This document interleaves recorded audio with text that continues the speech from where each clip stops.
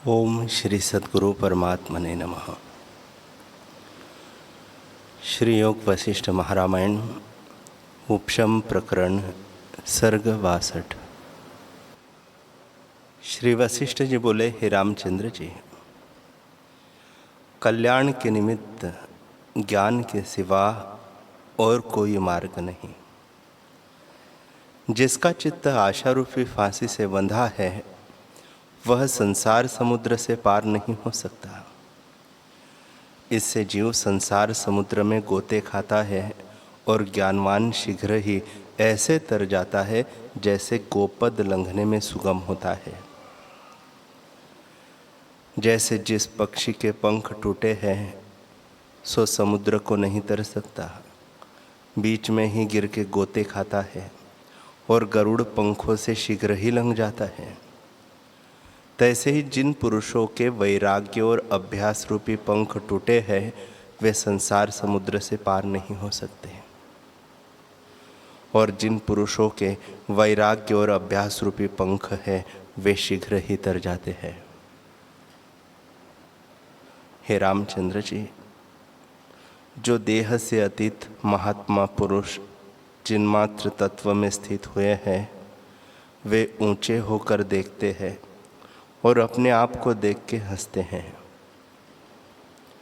जैसे सूर्य जनता को देखकर हंसता है, अर्थात जगत की क्रिया से निर्लेप रहता है। जैसे रथ के टूटे से रथवाहक को कुछ खेद नहीं होता, तैसे ही देह के दुख से ज्ञानवान को कदाचित खेद नहीं होता, और मन के क्षोभ से भी आत्म तत्व में कुछ क्षोभ नहीं रहता। जैसे तरंग पर धूली पड़ती है तो उससे समुद्र को कुछ लेप नहीं होता, तैसे ही मन के दुख से आत्मा को क्षोभ नहीं होता। हे रामचंद्र जी, जैसे जल और हंस का और जल और नौका का कुछ संबंध नहीं, तैसे ही देह और आत्मा का कुछ संबंध नहीं। जैसे पहाड़ और समुद्र का संबंध नहीं, जैसे जल, पत्थर और काष्ठ एक ठोर रहते हैं परंतु कुछ संबंध नहीं, और जैसे जल और नौका का संसर्ग होता है तो जल कण के उठते हैं, तैसे ही देह और आत्मा के संयोग से चित्त वृत्ति उठती है। हे रामचंद्र जी, जीव को दुख संग से ही होता है। जहाँ अहम मम का अभिमान होता है वह दुख भी होता है, और जहाँ अहम मम का अभिमान नहीं वह दुख भी कुछ नहीं होता। जैसे मछली को जल में ममत्व होता है और उसके वियोग से दुख पाती है, तैसे ही जिस पुरुष को देह में अहम मम भाव है वह बड़ा कष्ट पाता है, और जिसको देह में अभिमान नहीं उसको दुख नहीं होता। हे राम जी, जो जो मन से संसर्गता निवृत्त होती है त्यों त्यों भोग प्रवाह कष्ट नहीं देता। जैसे जल से पत्थर को कष्ट नहीं होता, और जैसे दर्पण में पर्वत का प्रतिबिंब होता है सो दर्पण को प्रतिबिंब का संग नहीं होता और कष्ट भी नहीं होता, तैसे ही जब देह से संसर्ग भाव उठ जाता है तब कोई कष्ट नहीं होता। जैसे दर्पण को कुछ कष्ट नहीं होता, तैसे ही आत्मा और जगत की क्रिया है। हे राम जी, सर्वथा संवित मात्र आत्म तत्व स्थित है। वह शुद्ध है और द्वैत शब्द के फुरने से रहित है। जो उसमें स्थित है उसको द्वैत शब्द नहीं फुरता, और जो अज्ञानी है उसको द्वैत कल्पना फूटती है। हे रामचंद्र जी, यह सब जीव अदुख स्वरूप है, परंतु अज्ञान से आपको दुखी जानते हैं। जैसे स्थाणु में चोर भावना अविचार से होती है, तैसे ही आत्मा में दुख की भावना अविचार से होती है। यह जीव अशब्द पद है, परंतु कलना के वश से आपको संबंधी जानता है। जैसे स्वप्न में अंगना बंधन करती है और स्थानों में वैताल भासता है और भय प्राप्त होता है, तैसे ही अपनी कल्पना से जीव बंधनवान होता है। हे रामचंद्र जी, देह और आत्मा का संबंध असत्य है, जैसे जल और नौका का संबंध असत्य है। यदि जल का अभाव हो तो नौका को कुछ चिंता नहीं होती, और नौका का अभाव हो तो जल को कुछ चिंता नहीं।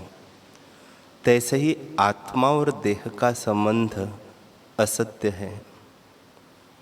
जब ऐसे जानकर हृदय से संग से रहित हो, तब देह का दुख कुछ नहीं लगता। देह के दुख में आपको दुखी मानता है। देह में अहम भाव करके आत्मा दुखी होता है। जब देह में अभिमान को त्याग दे, तब सुखी हो।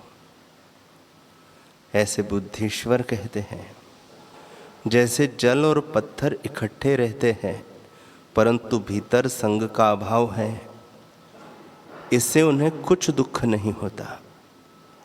वैसे ही हृदय से संग रहित हो, तब देह इंद्रियों के होते भी दुख का स्पर्श कुछ न हो और निर्दुख पद को प्राप्त हो।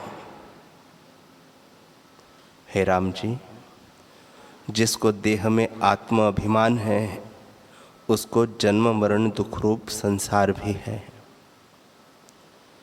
जैसे बीज से वृक्ष उत्पन्न होता है, तैसे ही देह अभिमान से सुख दुख रूप संसार उत्पन्न होता है और संसार समुद्र में डूबता है।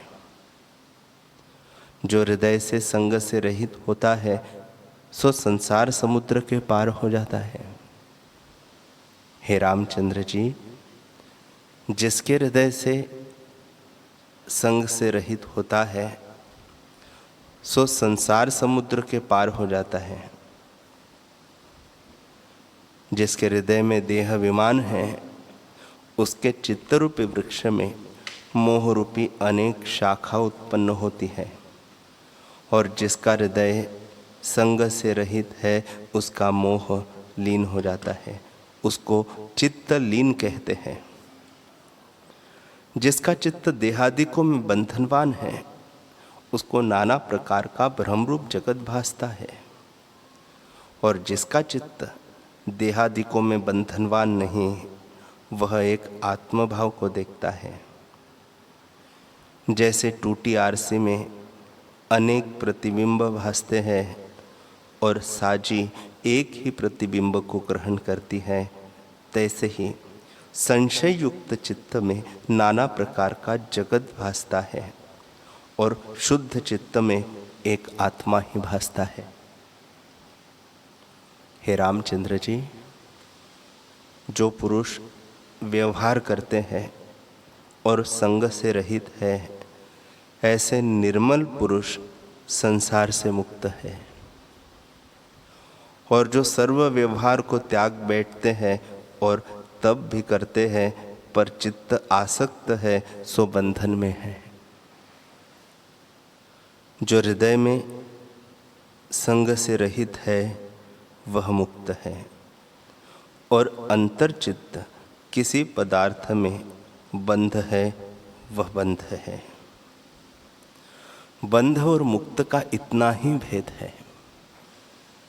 जिसका हृदय असंग है, वह सब कार्य करता भी अकर्ता है।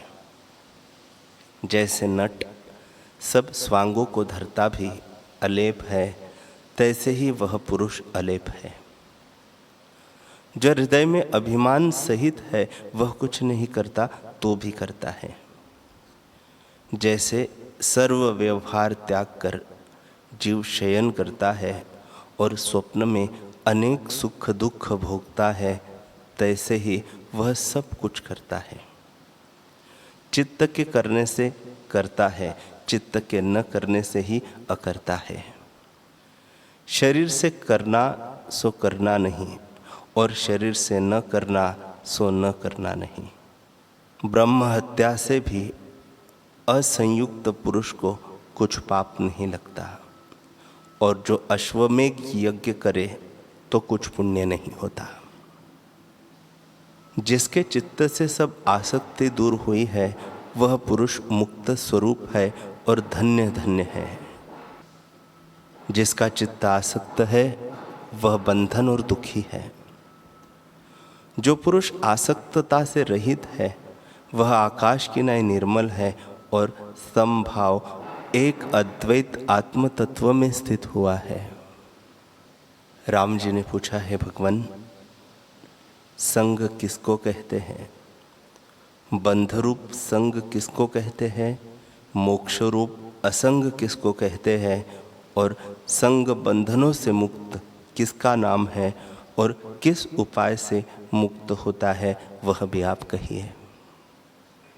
श्री वशिष्ठ जी बोले, हे रामचंद्र जी, देह और देही का जो संग है उसका त्याग करो, और उसके साथ जो मिलकर करता है और देह मात्र में अपना विश्वास करता है कि इतना ही मैं हूँ, इसी को संग और बंध कहते हैं। हे रामचंद्र जी, आत्म तत्व अनंत है। देह मात्र में अहम भाव से आपको उतना ही मानना और उसमें अभिमान करके सुख की इच्छा करना, इसी का नाम बंध है और इसी को संग कहते हैं। जिसको यह निश्चय हुआ है कि सर्व आत्मा ही है, मैं किसकी इच्छा करूं और किसका त्याग करूं, वह इस असंग से जीवन मुक्त कहता है। अथवा न मैं हूँ न यह जगत है, सर्व भाव अभाव को त्याग कर अद्वैत सत्ता में स्थित होने का नाम जीवन मुक्त है। जिसे न कर्मों के त्याग की इच्छा है न करने की इच्छा है, और हृदय से कर्तृत्व भाव नहीं, इस संग का जिसने त्याग किया है वह असंग कहता है। हे रामचंद्र जी, जिसको आत्म तत्व में निश्चय है और जो राग द्वेष हर्ष शोक के वश नहीं होता, वही असंग कहता है। जिसने सर्व कर्मों का फल यह समझकर त्याग दिया है कि मैं कुछ नहीं करता, ऐसा जो मन से त्याग है वही असंगी कहता है, और उसको कोई कर्म बंधन नहीं कर सकता, किंतु दैवी संपदा उसको प्राप्त होती है। और जो संसक्त पुरुष कर्तृत्व भोक्तृत्व के अभिमान सहित है, उसको अनंत दुख उत्पन्न होते हैं। जैसे कोई गड्ढे में गिरे और उसमें कंटकों के वृक्ष हो तो उसमें वह कष्ट पाता है, तैसे ही संसक्त पुरुष कष्ट पाता है। हे राम जी, संग के वश से विस्तृत दुख की परंपरा उत्पन्न होती है। जैसे बबूल के वृक्ष से कंटक उत्पन्न होते हैं। हे राम जी, जैसे नासिका में रस्सी डालकर ऊंट, बैल और गधे भार उठाते फिरते हैं और मार खाते हैं, तैसे ही संसक्त पुरुष आशा रूपी फांसी से बंधे हुए दुख पाते हैं। उसी संसक्तता का फल ऊंट आदि भोगते हैं। इसी प्रकार संसक्तता का फल वृक्ष भोगते हैं। जल में रहते हैं, शीत उष्ण से कष्टवान होते हैं और कुल्हाड़े से काटे जाते हैं। पृथ्वी के छिद्र में कीट होते हैं और अंग पीड़ा से कष्ट पाते हैं। अन्नादिक उगते हैं, हंसिए से काटे जाते हैं और हृदय में दुख पाते हैं, फिर बोए जाते हैं, फिर काटते हैं, सो संसक्तता का ही फल भोगते हैं। इसी प्रकार जो योनि पाते हैं और कष्टवान होते हैं, सो संसक्त है। हरे तृणों को हरिण खाते हैं और बधिक उनको बाण से मारता है, तब वे कष्टवान होते हैं। जो जीव तुझको दृष्टि आते हैं, वे इस प्रकार संसक्तता से बांधे हुए हैं। संसक्तता दो प्रकार की है, एक बंधन और एक वंदना करने योग्य। जो तत्ववेत्ता है वह वंदना करने योग्य है। हे रामचंद्र जी, जो आत्म तत्व से घिरा है और देहादिक में अभिमानी हुआ है, वह मूढ़ है और संसार में जन्म को प्राप्त होता है। और जिसको आत्म तत्व का ज्ञान हुआ है और निष्ठा है, वह वंदना करने योग्य है। इसको फिर संसार का जन्म मरण नहीं होता। जिसके हाथ में शंख, चक्र, गदा और पद्म है, जिसको आत्म तत्व में निश्चय है और आत्म तत्व में संसक्त है और जो तीनों लोकों की पालना करता है, वह वंदना करने योग्य है। निरालंब सूर्य जो आकाश में विचरता है और सदा स्वरूप निष्ठ है, वह वंदना करने योग्य है। महाप्रलय पर्यंत जो जगत को उत्पन्न करता है, जो सदाशिव स्वरूप में संसक्त है और जो ब्रह्मारूप होकर विराजता है, वह वंदना करने योग्य है। जो लीला से स्त्री को अर्धांग में रखता है, उसके प्रेम रूपी बंधन में बंधा है, विभूति लगाता है, सदा स्वरूप में संसक्त है और शंकर वपु धार कर स्थित है, वह वंदना करने योग्य है। इनसे आदि लेकर सिद्ध, देवता, विद्याधर, लोकपाल जिनके स्वरूप में संसक्ति है, वे सब मुक्त स्वरूप है और वंदना करने योग्य है। और जो देहादिकों में संसक्त है, वे बंध है और जन्म, जरा और मृत्यु को पाते हैं और कष्टवान होते हैं। हे रामचंद्र जी, जिनको शरीर में अभिमान है, वे यदि बाहर से उदार दृष्टि भी आते हैं, परंतु जब भोगों को देखते हैं, तब इस प्रकार गिरते हैं जैसे मांस को देखकर आकाश से चील पखेरु गिरते हैं, तो वे वृथा यत्न करते हैं। हे रामचंद्र जी, जो संसक्त जीव है, वे बांधे हुए हैं। कोई देवता रूप धार स्वर्ग में रहते हैं और कोई मनुष्य लोक में रहते हैं। बहुत से सर्प आदि होके पाताल में रहते हैं और तीनों लोकों में भटकते फिरते हैं। जैसे गुलर में मच्छर रहते हैं, तैसे ही ब्रह्मांड में संसक्त जीव रहते और मिट जाते हैं।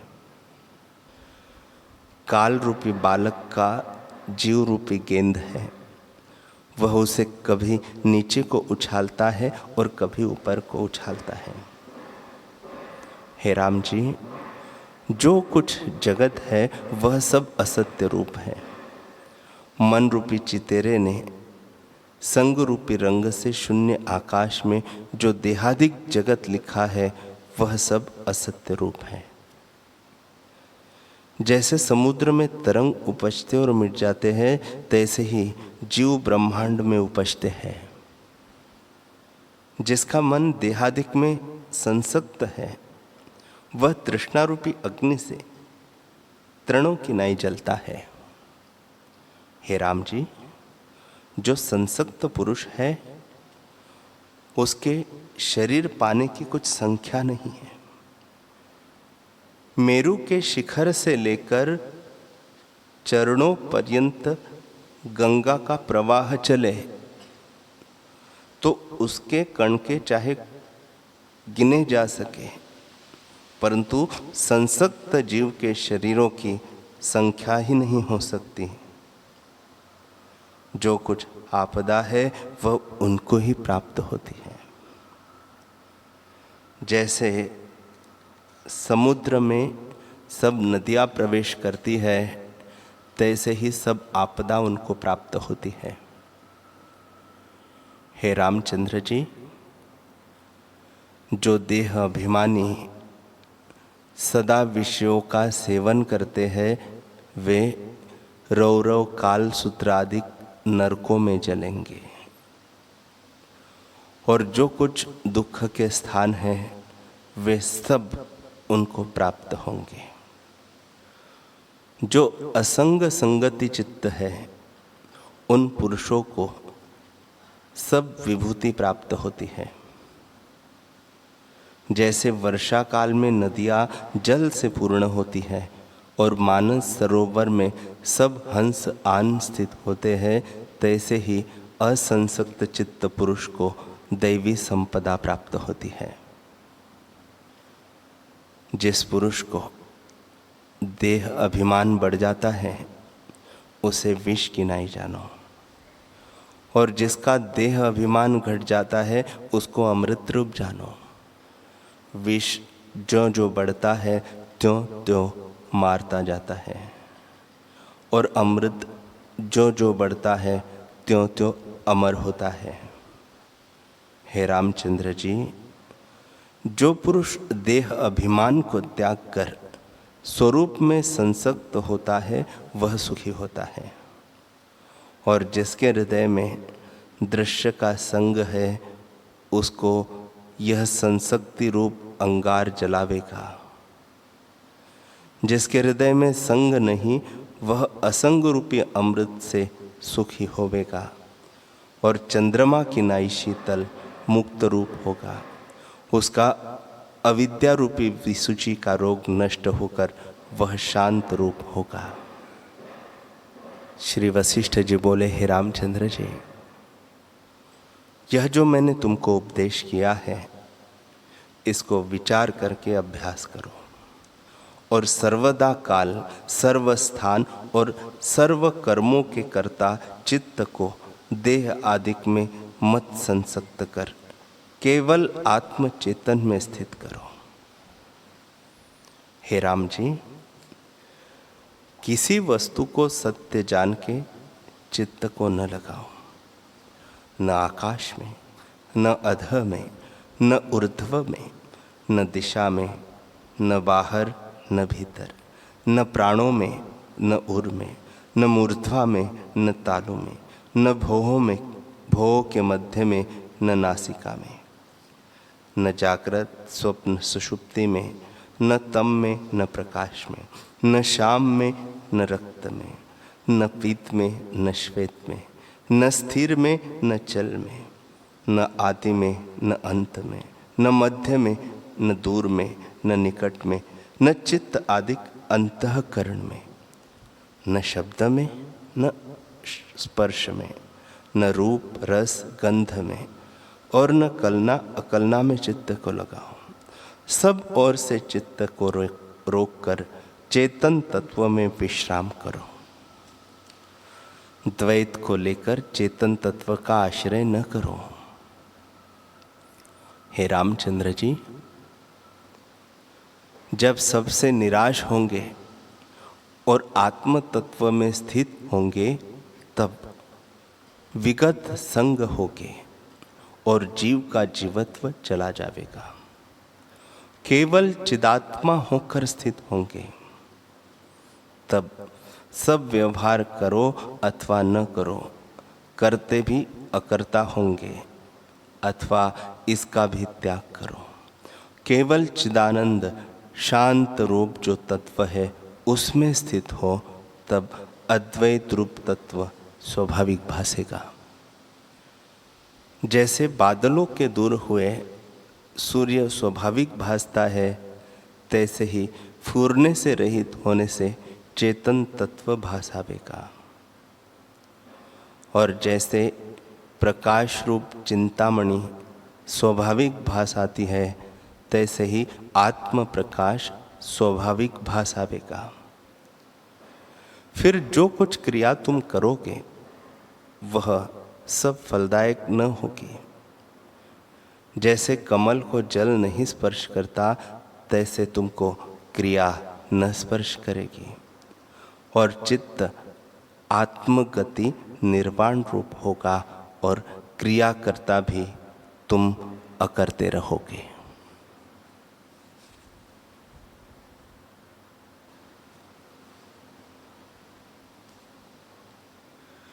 हरि ओम,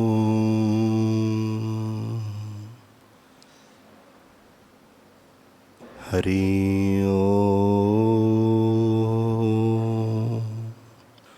ओम सहनावतु सहनौ भुनक्तु सह वीर्यं करवावहै तेजस्विनावधीतमस्तु मा विद्विषावहै। ओम शांति शांति शांति। श्री सद्गुरुदेव भगवान की जय।